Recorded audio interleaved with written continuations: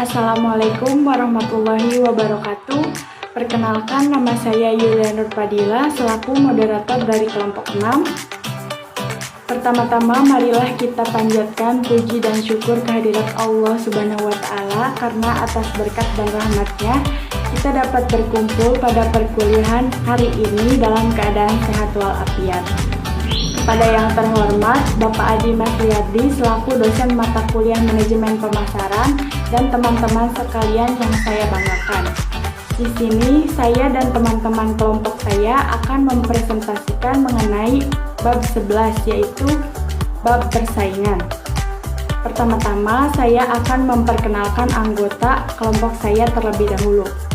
Anggota kelompok 6 yang pertama ada Amelia Ramadanti, yang kedua ada Arzil Pramudia, yang ketiga ada Dea Amelia Putri, yang keempat ada Intan Fadilah, yang kelima ada Muhammad Zafarullah Zain, yang keenam ada Siti Syaadah Muklihat, dan yang ketujuh ada saya sendiri yaitu Yulia Nurpadila.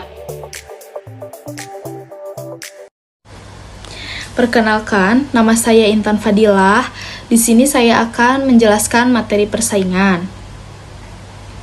Persaingan menurut bahasa Inggris yaitu competition, yang artinya bersaing atau kegiatan pertandingan kompetisi ataupun kompetisi. Sedangkan menurut Kamus Manajemen, persaingan adalah usaha dari dua pihak atau lebih perusahaan yang masing-masing bergiat memperoleh pesanan dengan menawarkan harga atau syarat yang paling menguntungkan. Kemudian saya akan menjelaskan materi selanjutnya, yaitu kekuatan kompetitif atau kekuatan persaingan. Menurut Michelle Porter, memberikan identifikasi dengan adanya 5 kekuatan yang akan menjadi daya tarik, keuntungan atau profit dalam jangka panjang suatu industri, pasar, atau segmen tertentu. 5 kekuatan tersebut, yang pertama, pasar pesaing industri, yang kedua, calon pendatang, yang ketiga, produk pengganti, yang keempat, pembeli, dan yang kelima, pemasok.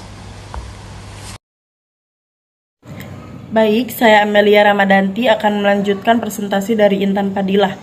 Kelima kekuatan tersebut akan memberikan pengaruh dan ancaman besar di dalam persaingan pasar. Pengaruh dan ancaman tersebut adalah: yang pertama, persaingan segmen yang ketat. Kepentingan yang besar dari persaingan dari suatu segmen akan menyebabkan terjadinya perang harga, iklan, promo produk baru, sehingga berpotensi tinggi dan ketat untuk bersaing.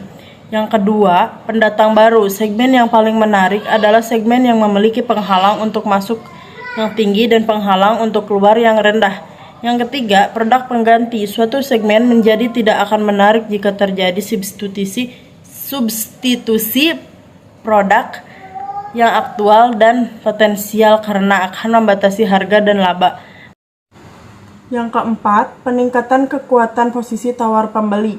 Jika pembeli memiliki posisi tawar yang tinggi, akan membuat segmen suatu produk tidak akan menarik. Posisi tawar tersebut akan lebih berkembang jika terkonsentrasi dan terorganisir dengan baik. Yang kelima, peningkatan kekuatan posisi tawar pemasok. Jika para pemasok perusahaan mampu menaikkan harga dan mengurangi jumlah barang dipasok, hal ini pun merupakan ancaman suatu segmen. Selanjutnya, mengidentifikasi pesaing. Identifikasi pesaing dapat dilakukan dengan terus memantau aktivitas mereka berupa promosi pada masyarakat dan strategi pemasaran lainnya yang dapat mengundang banyak pelanggan. Kisaran pesaing aktual dan potensial perusahaan bisa saja jauh lebih luas daripada yang terlihat dalam kurung kasat mata. Identifikasi pesaing meliputi hal-hal sebagai berikut. Yang pertama, jenis produk yang ditawarkan. Kedua, melihat besarnya pasar yang dikuasai dalam kurung market share pesaing. Identifikasi peluang dan ancaman. Dan keempat, identifikasi keunggulan dan kelemahan. Di sini saya akan menjelaskan mengenai menganalisis pesaing. Yang pertama ada strategi. Strategi sekelompok tertentu perusahaan yang menerapkan strategi yang sama atas pasar sasaran ini dinamakan dengan kelompok strategi. Yang kedua, ada tujuan. Tujuan para pesaing di pasar adalah mereka berusaha memaksimalkan laba, baik itu laba jangka pendek maupun laba jangka panjang. Sehingga dengan demikian perusahaan akan selalu memantau rencana ekspansi para pesaingnya. Dan yang ketiga ada kekuatan dan kelemahan. Secara umum perusahaan harus memperhatikan 3 variabel ini ketika menganalisis pesaing. Yang pertama ada pangsa pasar atau share of market, yaitu pangsa pesaing atas sasaran. Maksudnya adalah meyakinkan keberadaan situasi permintaan di pasar yang paling banyak dicari dan itulah yang sasarannya yang mutlak. Yang kedua ada pangsa pikiran atau share of mind atau disebut juga pangsa ingatan, yaitu presentasi pelanggan yang menyebut nama pesaing dalam menghadapi sebuah pertanyaan dari pesaing itu. Yang ketiga ada pangsa hati atau share of heart, sama maknanya dengan pangsa pikiran, namun di sisi lain hal ini lebih menekan pada pengakuan yang sebenarnya. Selanjutnya akan dilanjutkan oleh Dea Amelia. Baik, perkenalkan nama saya Dea Amelia Putri. Di sini saya akan melanjutkan materi dari Yulia Nurfadilah. Selanjutnya ada menyeleksi pesaing. Setelah perusahaan melakukan analisis nilai pelanggannya, ia dapat memusatkan serangannya pada salah satu kelas pesaing berikut ini. Yang pertama, pesaing kuat melawan lemah. Kebanyakan perusahaan mengarahkan sasaran mereka ke pesaing yang lemah, karena membutuhkan lebih sedikit sumber daya per poin pangsa pasar yang diperoleh. Namun, perusahaan juga harus bersaing dengan para pesaing yang kuat untuk mendapatkan yang terbaik. Bahkan, pesaing yang kuat memiliki beberapa kelemahan. Alat yang bermanfaat untuk menilai kekuatan dan kelemahan pesaing adalah analisis nilai pelanggan atau Customer Value Analysis. Tujuan dari analisis nilai pelanggan adalah menetapkan manfaat yang dinilai tinggi oleh pelanggan sasaran dan bagaimana pelanggan menghargai nilai relatif dari berbagai tawaran pesaing. Ketika melakukan analisis nilai pelanggan, mula-mula perusahaan berikhtiar mengenali sifat-sifat utama yang dinilai tinggi oleh pelanggan dan peringkatnya di mata pelanggan. Kemudian, perusahaan harus menilai kinerja pesaing pada sifat-sifat yang dihargai tadi. Kunci untuk memperoleh keunggulan bersaing adalah memperhatikan setiap segmen pelanggan dan menguji bagaimana tawaran perusahaan dibandingkan dengan pesaing utama. Bila semua sifat tadi, tawaran perusahaan yang lebih baik ketimbang tawaran pesaing, perusahaan dapat menetapkan harga lebih tinggi dan meraih laba lebih tinggi, atau menetapkan harga sama dan pangsa pasarnya naik. Tetapi bila prestasi perusahaan untuk beberapa sifat penting lebih rendah ketimbang pesaing utama, perusahaan harus berusaha keras untuk memperkuat sifat tersebut atau mencari sifat penting lain yang dapat dikembangkan melebihi pesaing. Yang kedua ada pesaing dekat melawan jauh. Kebanyakan perusahaan bersaing dengan pesaing yang paling menyerupai mereka. Chevrolet bersaing dengan Ford, bukan dengan Ferrari. Pada saat yang sama, perusahaan mungkin tidak ingin menghancurkan pesaing dekat, namun perusahaan hendaknya juga mengenal pesaing yang jauh. Misalnya, Coca-Cola menetapkan bahwa pesaing nomor satunya adalah air keran, bukan Pepsi. Sementara museum merisaukan kehadiran taman hiburan dan mall. Yang ketiga, pesaing yang baik melawan yang buruk. Sebuah perusahaan sebenarnya membutuhkan dan mendapat untung dari pesaing. Adanya pesaing menghasilkan beberapa manfaat strategis. Pesaing dapat membantu meningkatkan permintaan total. Mereka itu menanggung biaya pasar dan pengembangan produk serta membantu mengesahkan teknologi baru. Mereka mungkin melayani segmen yang kurang menarik dan menghasilkan lebih banyak diferensiasi produk. Akhirnya, mereka menurunkan risiko monopoli dan meningkatkan kekuatan tawar-menawar versus tenaga kerja atau penguasa. Setiap industri terdiri dari pesaing yang baik dan buruk. Selanjutnya, memilih pelanggan. Sebagai bagian analisis persaingan, perusahaan harus mengevaluasi basis pelanggannya dan memikirkan pelanggan mana yang rela mereka lepas dan mana yang ingin dipertahankan.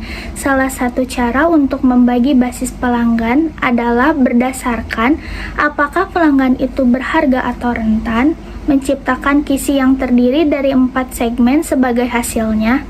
Setiap segmen menyarankan kegiatan kompetitif yang berbeda. Berikut ada tabel tentang kisi pemilihan pelanggan. Untuk yang rentan tetapi berharga, pelanggan ingin menguntungkan tetapi tidak sepenuhnya senang dengan perusahaan. Cari dan atasi sumber kerentanan mereka untuk mempertahankan mereka. Sedangkan yang tidak rentan, pelanggan ini setia dan menguntungkan. Jangan menipu mereka, tetapi pertahankan margin dan raih manfaat dari kepuasan mereka. Selanjutnya ada rentan yang tidak berharga. Pelanggan ini suka beralih, biarkan mereka pergi atau bahkan dorong mereka untuk pergi. Sedangkan yang tidak rentannya, pelanggan yang tidak menguntungkan ini bahagia. Cobalah membuat mereka berharga atau rentan. Selanjutnya materi akan disampaikan oleh Muhammad Jafarullah Zain. Saya Muhammad Jafarullah Zain. Saya akan melanjutkan dari DEA, yaitu tentang strategi kompetitif bagi pemimpin pasar. Strategi pemimpin pasar. Banyak industri atau perusahaan-perusahaan yang mengakui adanya suatu pemimpin di dalam persaingan pasar. Perusahaan tersebut memiliki pengaruh dan pangsa pasar yang cukup besar yang berkaitan dengan suatu produk.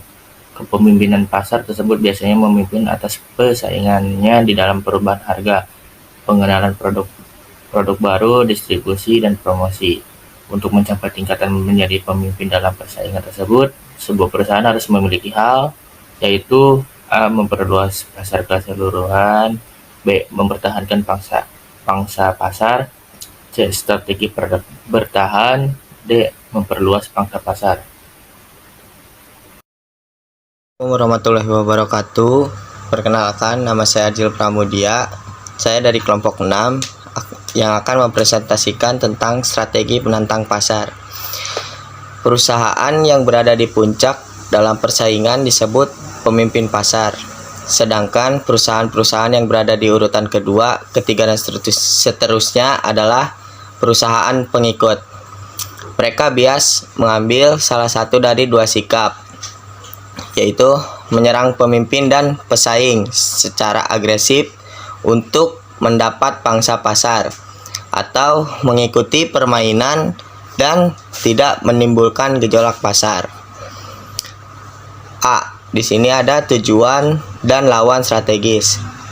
Secara umum, tujuan penantang pasar adalah meningkatkan pangsa pasar. Mereka harus menentukan siapa yang harus diserang. Pertama, menyerang pemimpin pasar. Yang kedua, menyerang perusahaan seukuran yang tidak bekerja dengan baik dan kekurangan dana. Dan yang ketiga, menyerang perusahaan kecil, lokal, dan regional. B. Strategi serangan umum. Strategi serangan umum dibagi menjadi 5. Yang pertama adalah serangan frontal. Yang ketiga, serangan flank atau sisi. Yang ketiga, serangan pengitaran atau encirclement. Yang keempat, serangan melewati atau bypass. Yang kelima adalah serangan gerilya. Adapun serangan frontal, yaitu penyerang mengerahkan kekuatannya tepat berhadapan dengan lawan. Penyerang lebih menyerang kekuatan lawan daripada menyerang kelemahan lawan. Bagaimana hasilnya tergantung siapa yang memiliki kekuatan dan daya tahan yang lebih besar. Biasanya penyerang menandingi produk, iklan, harga, dan lain-lainnya dari lawan. Yang kedua, itu adalah serangan sisi atau flank. Di sini daerah yang diperkirakan akan diserang selalu memiliki pasukan yang terkuat. Jadi dasar dari strategi ini adalah menemukan kebutuhan konsumen dan memenuhinya. Yang ketiga itu adalah serangan pengitaran atau encirclement. Di sini dijelaskan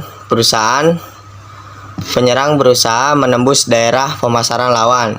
Strategi ini dijalankan dengan serangan besar-besaran terhadap berbagai front, sehingga lawan harus melindungi bagian depan, samping, dan belakang pada saat yang bersamaan. Perusahaan penantang dapat memasarkan apa saja yang ditawarkan oleh pesaing dan melebihi apa yang dimiliki oleh pesaing, sehingga tawaran perusahaan penantang tidak mungkin ditolak konsumen. Tetapi pihak penyerang harus memiliki sumber daya yang lebih dibanding yang dipunyai lawan. Yang keempat ada serangan melewati atau bypass. Serangan dilakukan dengan cara melintasi pesaing dan menyerang pasar yang lebih lemah agar basis sumber daya dapat diperluas. Ada 3 pendekatan diverifikasi pembedaan, yaitu produk-produk yang tidak berkaitan, pasar geografis yang baru bagi produk yang ada. Yang ketiga ada meloncat ke teknologi baru untuk menggantikan produk yang ada saat ini. Yang kelima ada serangan gerilya, khusus bagi perusahaan-perusahaan kecil, terutama yang kekurangan modal untuk menyerang pasar. Serangan ini dilancarkan dengan serangan-serangan kecil dan terputus-putus pada berbagai wilayah lawan. Perusahaan juga dapat menyerang secara beruntun dengan promosi yang pendek dan potongan harga pada beberapa tempat secara sembarang dalam wilayah pasar yang dikuasai perusahaan yang lebih besar. Yang C ada strategi serangan yang spesifik. Sini dijelaskan penantang harus melampaui 5 strategi luas ini dan mengembangkan strategi yang lebih spesifik. Semua aspek program pemasaran dapat bertindak sebagai basis serangan, seperti produk berharga murah atau produk diskon, produk dan jasa baru atau yang diperbarui, ragam penawaran yang lebih luas, dan strategi distribusi inovatif. Assalamualaikum warahmatullahi wabarakatuh. Perkenalkan, saya Siti Saadung Plihat. Di sini saya akan menjelaskan tentang strategi pengikut pasar atau market follower. Tidak semua perusahaan berambisi untuk menjadi pemimpin bangsa pasar. Mengacu kepada pertimbangan internal, mereka memutuskan untuk mengikuti perkembangan pemimpin bangsa pasar dengan meniru atau memperbaiki produk baru pemimpin bangsa pasar, karena dengan hal tersebut mereka bisa mendapat laba tinggi karena tidak memerlukan biaya inovasi apapun. Akan tetapi pengikut memiliki strategi untuk ikut aktif dalam pertumbuhan bangsa pasar dapat dibedakan 4 strategi umum, yaitu yang pertama, pemalsu-pemalsu meniru produk dan kemasan pemimpin dan menjualnya di pasar gelap atau melalui penyalur yang tidak memiliki reputasi. Yang kedua, pengkion mengamulasi produk, nama, dan kemasan pemimpin dengan sedikit variasi. Yang ketiga, peniru meniru beberapa hal dari pemimpin tetapi mempertahankan diferensiasi berdasarkan kemasan, iklan, harga, atau lokasi. Pemimpin tidak keberatan atas peniru sejauh peniru tidak menyerang. Yang keempat, pengadopsi. Pengadopsi mengambil produk pemimpin dan mengadaptasinya atau memperbaikinya. Pengadopsi dapat memilih untuk menjual di pasar yang berbeda. Tetapi seringkali pengadopsi tumbuh menjadi penantang masa depan. Strategi pengisi relung pasar. Strategi pengisi relung pasar ini adalah alternatif pengikut pasar untuk menjadi pemimpin di pasar kecil atau berlalu pasar, karena mereka menghindari persaingan dengan pasar besar dan mengincar pasar kecil yang kurang dan lemah. Baik, terima kasih. Nah, itu dia materi yang sudah dipresentasikan oleh teman-teman kelompok saya. Terima kasih, mohon maaf apabila masih banyak kekurangan. Assalamualaikum warahmatullahi wabarakatuh.